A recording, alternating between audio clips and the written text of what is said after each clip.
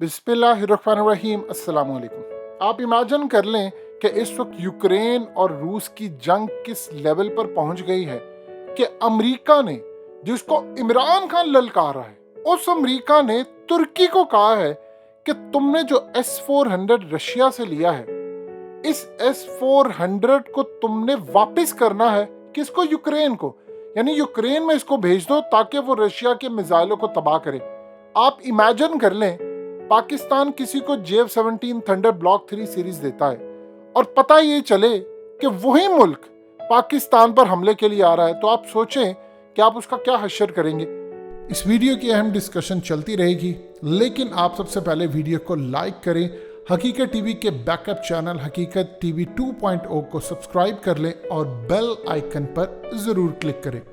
यानी अमेरिका ने F-35 तुर्की को नहीं दिए और अब उसे कह रहा है कि यूक्रेन को तुम F-35 छोड़ो, बाद में तुम्हें मिलेंगे, पहले तुम उसको S-400 दो। असल में अमेरिका की लड़ाई चल रही थी बहुत ज्यादा अरसे से तैयब उर्दगान के साथ S-400 के मामले पर, और वो चाह रहे हैं कि किसी तरह जान छुड़ा ले क्योंकि वो नेटो के मेंबर है। अब चूंकि टर्की नेटो का मेंबर है तो वो कह रहे हैं कि तुम नहीं देना। उधर से रशिया ने ऐलान कर दिया है कि अगर तुर्की ने ये हरकत की तो जो जंग इस वक्त यूक्रेन में हो रही है, आप ये समझे वो अंकारा और इस्तांबुल में होना शुरू हो जाएगी। आप इमेजिन करें कि ये जंग अगर इस्तांबुल में हो रही है, अंकारा के अंदर हो रही है, तो फिर पाकिस्तान कहां पर खड़ा है? यानी देखिए, एक चीज समझे, तैयब उर्दगान ने पिछले काफी अरसे से पाकिस्तान की फौज के साथ अपने मामला तय किए हैं, और मामला इस तरह तय किए हैं कि तुर्की को अगर कोई मसला होता है तो पाकिस्तान की एयरफोर्स मदद करने के लिए जाएगी।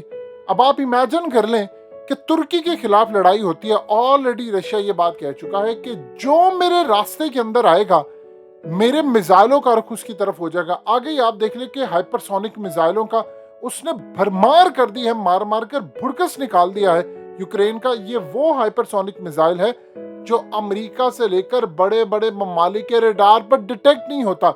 उसकी वजह क्या है? आवाज की रफ्तार से 5 गुना ज्यादा। यानी उसकी स्पीड इतनी ज्यादा है कि जितनी देर के अंदर वो मिसाइल पहुंचना है वहां पर प्लेस पर जाकर उसने रडार पर डिटेक्ट होना, उतनी देर में वो अपना काम करके तबाही करके वहां से निकल जाएगा।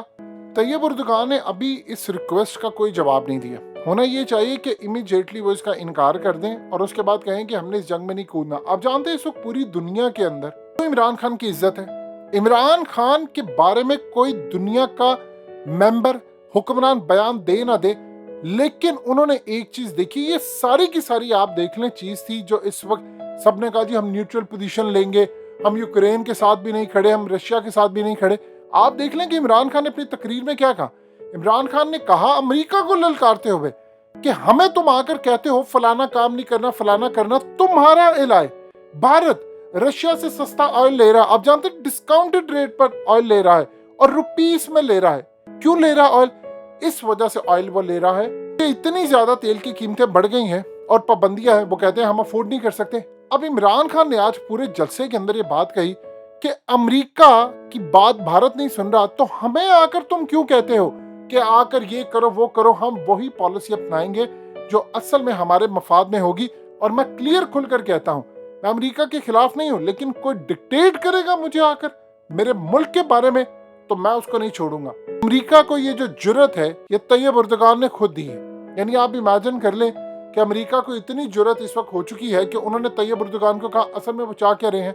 वो चाह रहे हैं कि अंकारा के ऊपर, इस्तांबुल के ऊपर कोई हाइपरसोनिक मिसाइल रूस की जानिब से फायर कर दिया जाए। अब रूस ने तो कम से कम नहीं छोड़ना तुर्की को। यानी वो तुर्की को कहेगा कि तुम इनको देते हो, यानी मुझसे S-400 लेकर मुझे ही मारने के लिए आगे आते हो। आप जानते हैं कि भारत को क्यों नए तैयारे नहीं मिल रहे?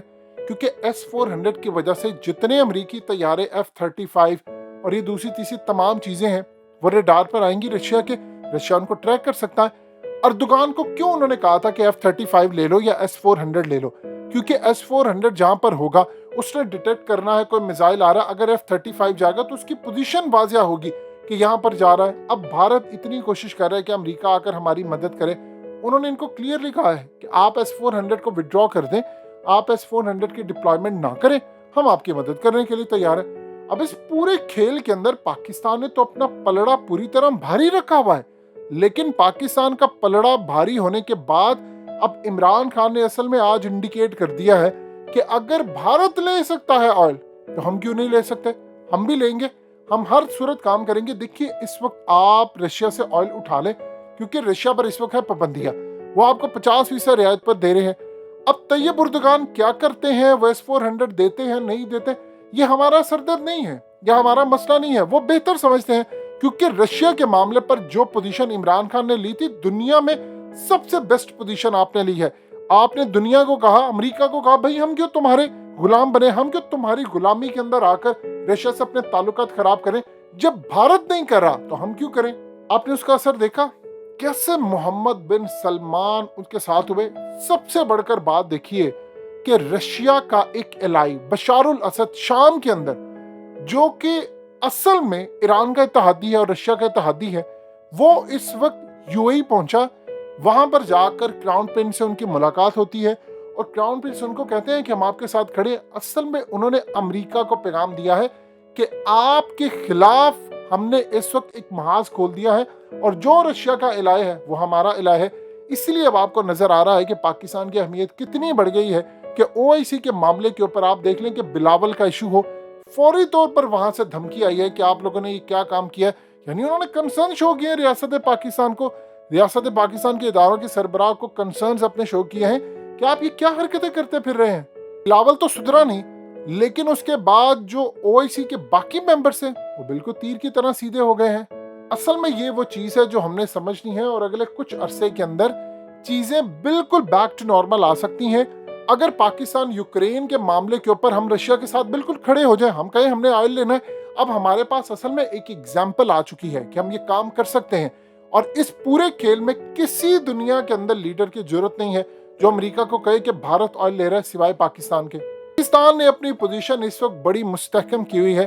देखिए तैयब उर्दगान आग से खेलने वाला काम कर रहे हैं। पहले उन्होंने इसराइल के सदर को बुलाया, अब वो जो आग से खेलने वाला काम कर रहे हैं उसमें एक बात आप अच्छी तरह समझ लीजिएगा, अगर रशिया और तुर्की की लड़ाई हुई तो फिर पाकिस्तान इस लड़ाई के अंदर नहीं आएगा। ये चीज आप ध्यान में रख लीजिएगा क्योंकि हमने उस जंग में नहीं आना जो कि असल में तैयब उर्दगान अमेरिका की वजह से अपनी अनाम में बना रहे। देखिए बैरूनी ताकतें अगर हमला करती हैं किसी वजह से तुर्की पर तो हम आते हैं, लेकिन आप अगर S-400 यूक्रेन को देते हैं और उसके बाद आप क्या उम्मीद करते हैं कि रशिया चुप करके बैठेगा। यानी हमने मिसाइल किसी और को दिए और उसी ने मिसाइल हम पर चला दी। यानी आप ये इसी तरह की सूरत हाल है कि आप किसी को बंदूक देते हैं और वो आप ही को मारना शुरू कर दे। लिहाजा अर्दोगान ये गलती नहीं करेंगे और उनको ये गलती करनी भी नहीं चाहिए। अब अमेरिका असल में चाह ये रहा है कि जो जंग यूक्रेन के अंदर हो रही है वो बिल्कुल यहाँ से ट्रांसफर होकर सीधा अंकारा और इस्तांबुल में आ जाए और वहां पर अफगानिस्तान बनना शुरू हो जाए। यानी अपने मुल्क में आप देख रहे हैं वो कोई काम नहीं करे। इनसे पूछे, आपने वादा किया था यूक्रेन को फौजें देने का, पूरे नाटो ने वादा किया था, आप लोग अपनी फौज क्यों नहीं उतारे आप, क्योंकि इनको पता है कि उसने एटमी हमला कर देना है। और पुतिन इस वक्त जो काम कर चुका, आप इमेजिन कर लें कि उसने फुटबॉल के स्टेडियम के अंदर 2018 का जहां पर वर्ल्ड कप का फाइनल हुआ था, उसने सारी दुनिया के सामने अपने लाखों की तादाद में लोग लेकर आ गया और कहा कि वो साथ खड़े हैं और इस जंग के अंदर अमेरिका समेत सबको शिकस्त देंगे। जब उसने अपनी पोजीशन वाज़ेह कर दी तो तुर्की भी पोजीशन अपनी क्लियर कर मामला बिल्कुल साफ करे।